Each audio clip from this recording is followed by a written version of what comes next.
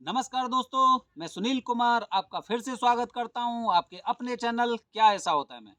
दोस्तों, मैंने अपने चैनल क्या ऐसा होता है के माध्यम से आपके साथ काफ़ी ऐसी जानकारी मैंने आपके साथ शेयर की है, जिनके बारे में आप में से न जाने कितने लोगों को पता ही नहीं होगा।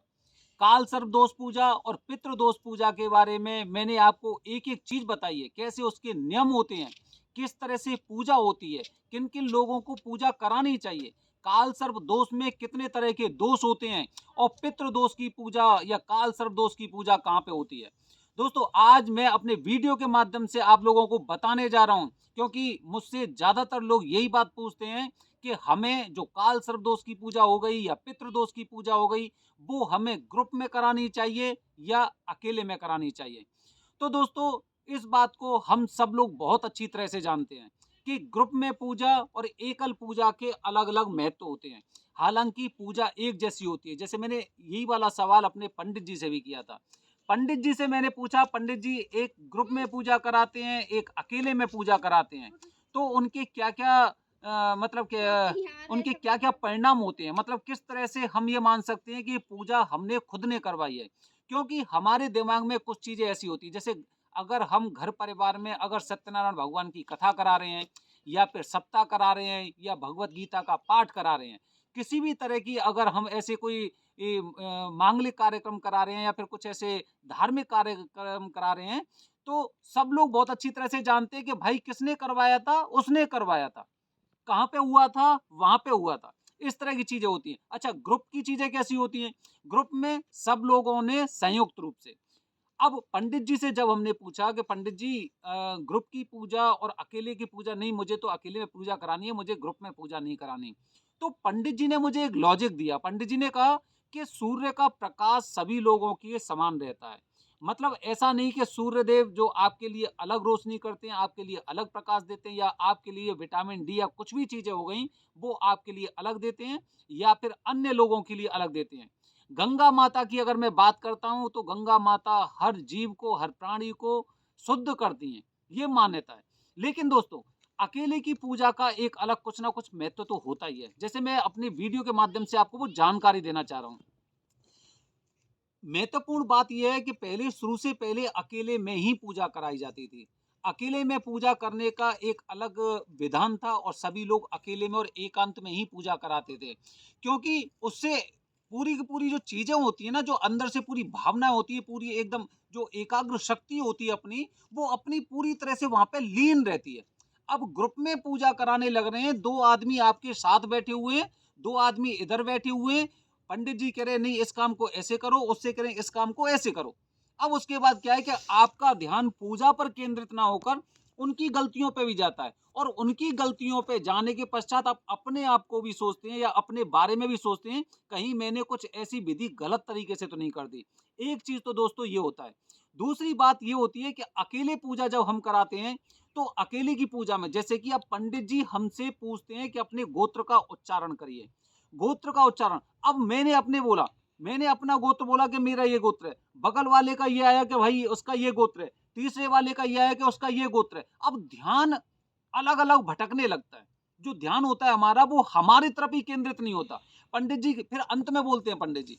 पंडित जी क्या बोलते हैं? पंडित जी कहते हैं, "अच्छा ठीक है, आपको अगर अपने गोत्र के बारे में जानकारी नहीं है या फिर आपको याद नहीं रहा है, आपके ध्यान से एकदम पूरी तरह से विस्मरण हो चुका है, तो आप कश्यप गोत्र बोल सकते हैं।" तो इस तरह से क्या होता है कि फिर हम सब लोग बार-बार अब कन्फ्यूज़ हो जाते हैं हम कि भाई अपना गोत्र बोलें या कश्यप बोलें।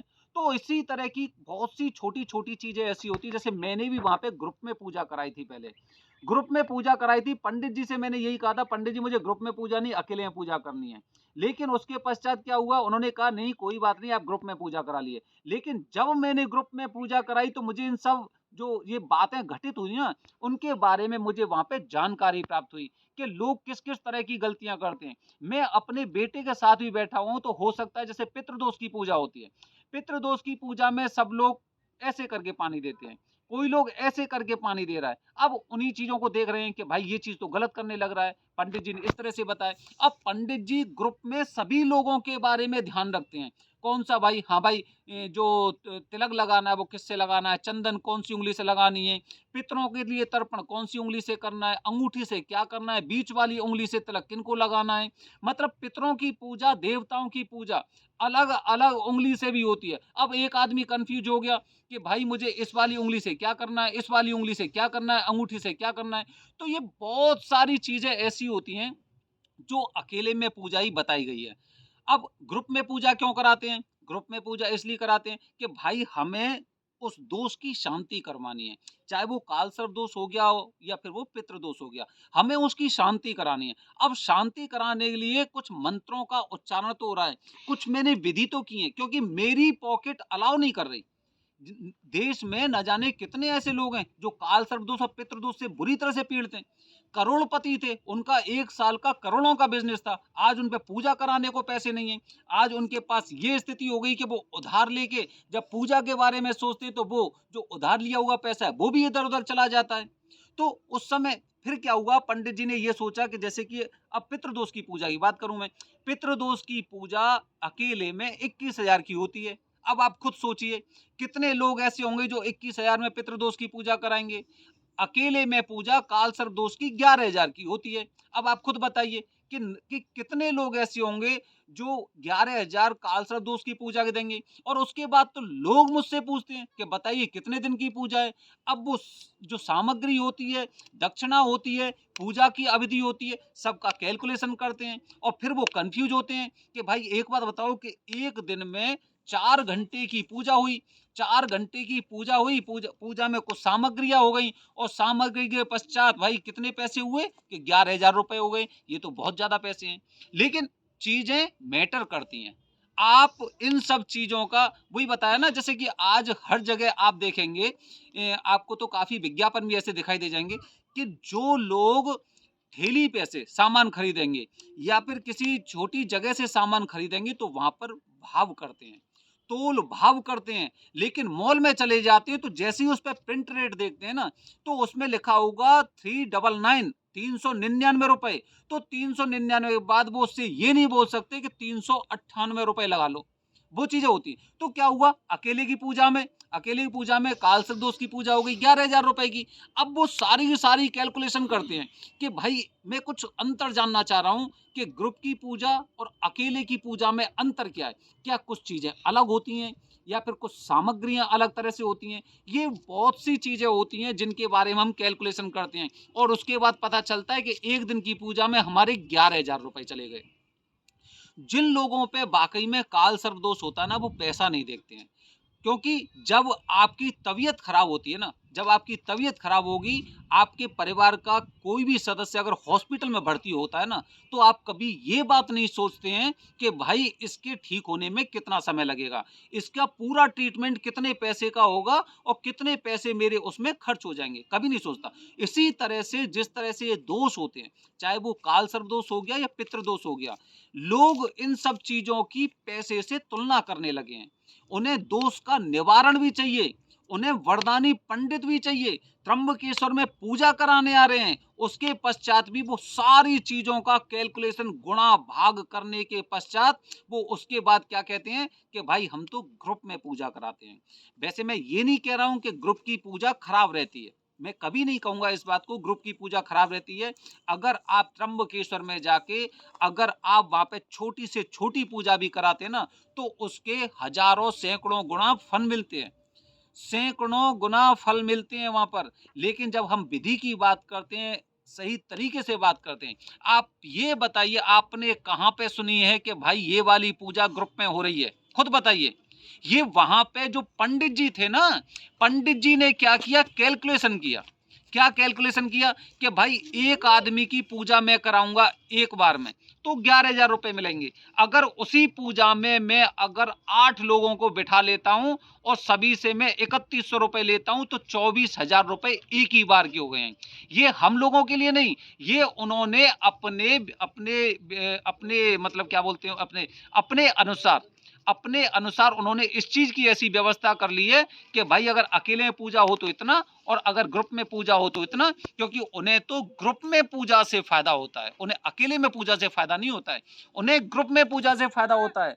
अकेले में पूजा आप अपनी अकेले की कराओगे, लेकिन ग्रुप में वहाँ पे हो सकता है 6-7 लाख वहाँ पे लोग बैठे होंगे। दोस्तों ये सारी चीज़ें निर्भर करती हैं। दूसरी बात, ग्रुप में पूजा पूजा अब मैं कब कराऊँगा?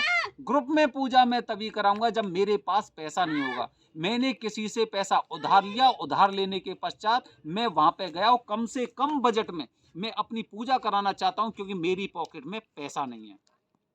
तो दोस्तों ये काफ़ी चीज़ें होती हैं। ग्रुप में पूजा मैंने कहीं पे सुनी नहीं थी, ना ही कहीं बताई गई थी।